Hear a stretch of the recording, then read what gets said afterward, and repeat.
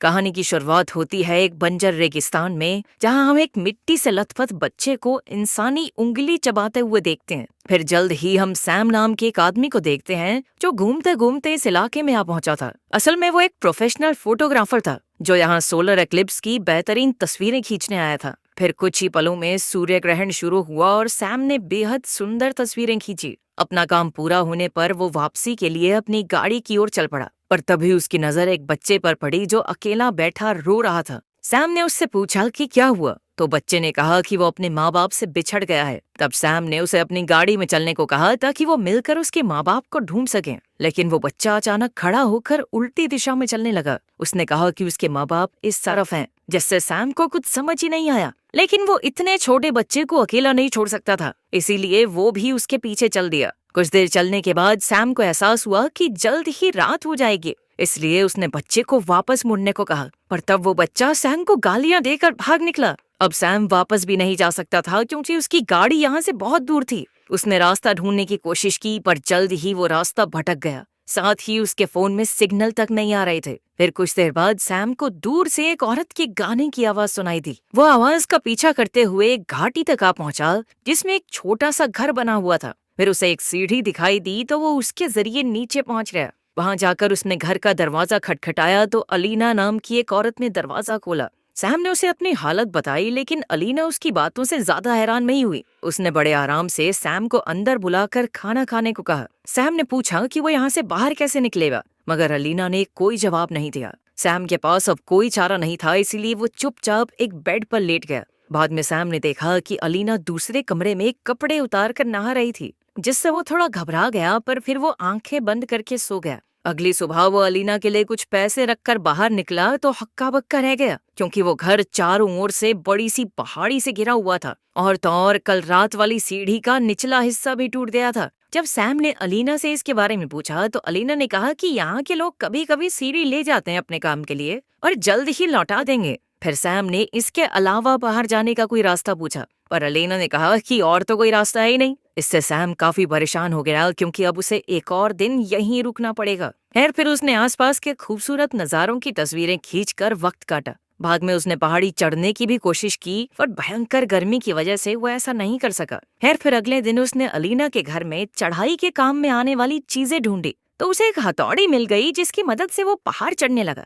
कुछ देर बाद ही बच्चों ने उसके ऊपर किसी जानवर की लाश फेंक दी, जिससे वो जमीन पर गिरकर बेहोश हो गया। जब सैम की आंख खुली तो उसने देखा कि रात हो चुकी थी और वो भयंकर दर्द में था, क्योंकि हथौड़ी गलती से उसके पैर पर गिर गई थी। सैम ने मदद की गुहार लगाई तो अलीना उसके पास आई और उसने उसके पैर से हथौड़ी निकाली। कुछ पलों बाद सैम फिर से बेहोश हो गया तो अलीना ने उसे अंदर लाकर उसकी मरहम पट्टी की। 2 दिन बाद उसकी तबीयत ठीक हुई और उसने फिर से यहाँ से निकलने की कोशिश की। उसने पहाड़ी की चोटी को देखकर मदद की गुहार लगाई, पर कोई उसकी मदद के लिए नहीं आया। तब सैम ने गुस्से में आकर अलीना को घर से बाहर निकाला और पूछा कि आखिर ये सब चल क्या रहा है। अलीना ने उसके सवाल का कोई जवाब नहीं दिया और कहा कि वो उसका ध्यान रख सकती है, पर सैम ने चिल्लाकर कहा कि वो अपनी पुरानी जिंदगी में वापस जाना चाहता है। अलीना ने उसके नजदीक आने की कोशिश की, पर सैम ने कहा कि मैं अकेला ही ठीक हूँ, दूर हो जाओ मुझसे। फिर कुछ समय बाद कॉर्वस नाम का एक लड़का और उसकी बहन पहाड़ी के ऊपर आए और कॉर्वस ने सैम को आवाज दी।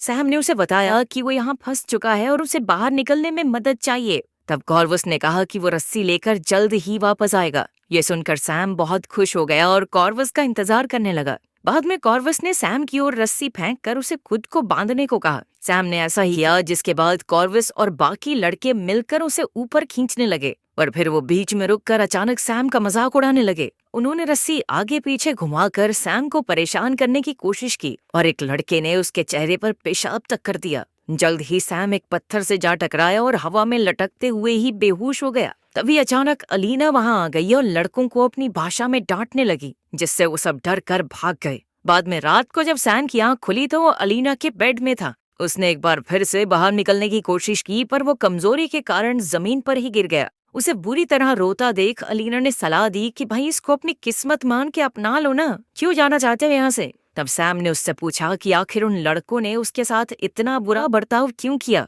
तो अलीना कहने लगी कि ये आवारा लड़के हैं जिन पर उसे ध्यान नहीं देना चाहिए। फिर हम देखते हैं कि कुछ हफ्ते बीत जाने के बाद सैम ने अपनी किस्मत को स्वीकार कर लिया था और अब वो शांति से वहां रह रहा था। अलीना भी उसका पूरा ख्याल रखती थी, जिस वजह से सैम भी अब उसे थोड़ा पसंद करने लगा था। फिर एक दिन एक लड़का उसके लिए बैग लाया जिसमें खाना और बाकी जरूरत का सामान था।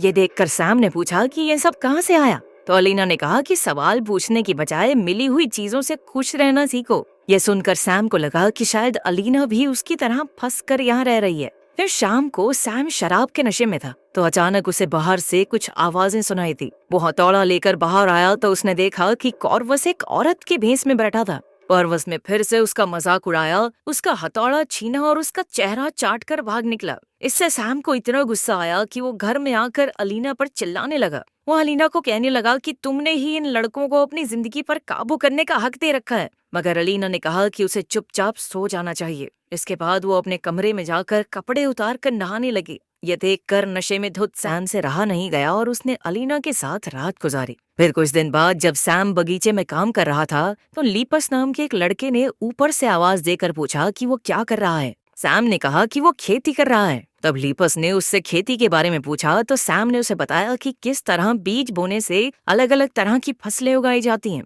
तब लीपस को इसमें दिलचस्पी हुई तो सैम ने कहा कि वो उसे ये सब सिखा सकता है और बदले में लीपस को उसकी मदद करनी होगी। मगर वो लड़का काफी घबराया हुआ था, इसलिए फटाफट वहां से चला गया। बाद में जब सैम घर पे था तो उसे एक औरत की काफी पुरानी तस्वीर दिखी। तो उसने अलीना से पूछा कि ये कौन है। अलीना ने कहा कि वो इस जगह पर आने वाली पहली माँ थी। सैम को कुछ समझ नहीं आया, पर तभी अलीना ने कहा कि वो माँ बनने वाली है। उसने कहा कि सैम पर उसकी देखभाल करने की कोई जिम्मेदारी नहीं होगी, पर सैम ने उस पर इल्जाम लगाते हुए कहा कि अलीना ने उसे फंसाया है। वो नहीं चाहता था कि उसका बच्चा एक पागल औरत की गोद में पले। खैर फिर अगली सुबह सैम जॉगिंग कर रहा था तो लीपस फिर से वहां आकर उससे बातें करने लगा। सैम ने उससे मदद मांगते हुए कहा कि अलीना माँ बनने वाली है, इसीलिए उन्हें वहां से निकलना होगा। उसने लीपस को रस्सी लाने को कहा ताकि सैम उसे फिजिक्स समझा सके। फिर सैम ने कहा कि जब वो यहाँ से आजाद हो जाएंगे तो वो सब एक परिवार की तरह रह सकते हैं। तब लीपस ने कहा कि वो उनकी मदद तभी कर सकता है जब बाकी सब सो रहे होंगे।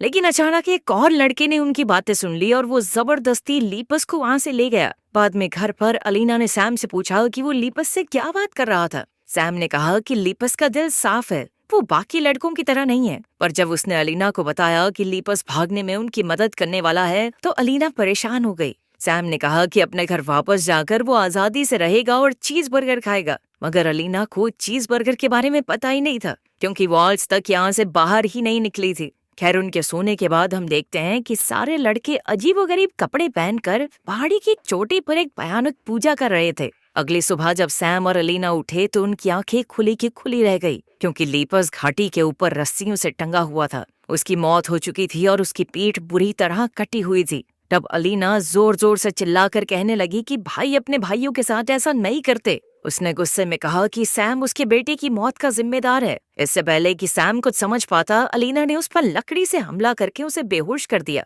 फिर हम देखते हैं कि कुछ महीने बाद सैम एक जानवर की तरह पिंजरे में कैद था। अलीना का पेट बाहर आ चुका था और वो सैम को खाना पानी देकर किसी तरह जिंदा रख रही थी। फिर एक दिन सैम ने पहाड़ी की चोटी पर एक लड़की को देखा। उसने तुरंत मदद की गुहार लगाते हुए लड़की को पुलिस को फोन करने को कहा। वो पुलिस को फोन करने ही लगी थी कि अचानक कॉर्वस ने उस लड़की को पकड़कर उसकी बेरहमी से हत्या कर दी। ये देखकर सैम पागलों की तरह पिंजरे में हाथ पैर मारने लगा। खैर शाम को एक छोटे बच्चे ने सैम के पास आकर उसे एक फल दिया, लेकिन उसे खाते ही सैम बेहोश हो गया। फिर कुछ समय बाद उसकी आंख खुली तो उसने देखा कि अलीना और बाकी लड़के थोड़ी दूर पूजा कर रहे थे। तब सैम को एहसास हुआ कि ये लड़के असल में अलीना के ही बच्चे हैं, जिन्हें उसने अलग अलग आदमियों के साथ रात गुजार कर पैदा किया था। इस भयानक पूजा के दौरान अलीना अपनी आंखों पर पत्ते लगाकर खड़ी थी और बाकी लड़के आग के इर्द गिर्द नाच रहे थे। कुछ दिन बाद ठंड शुरू हो गई तो अलीना ने सैम को एक कंबल दिया। तब सैम ने उससे आजादी की भीख मांगते हुए कहा कि वो अलीना के साथ मिलकर उसके सारे बच्चों को पालने को तैयार है,